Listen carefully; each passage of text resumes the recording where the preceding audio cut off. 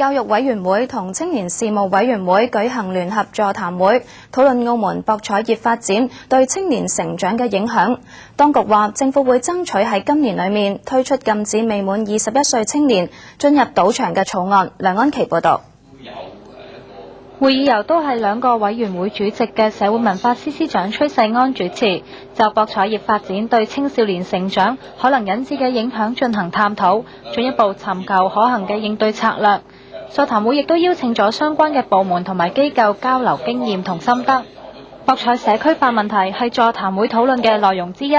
教青局話，政府會爭取喺今年入邊推出禁止未滿21歲青年進入賭場嘅草案。關於提高青年佢進入賭場嘅年齡嘅呢個嘅草案啦，咁我哋亦都係根據該局去表示啦，咁希望啦能夠盡量爭取啦喺今年能夠推出呢一個嘅草案嘅。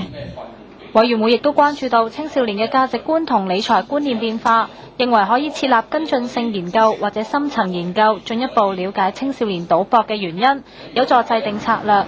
另外，教青局計劃喺今年同出年推出教材套，等家長以及青少年認識賭博業嘅發展同佢帶嚟嘅影響。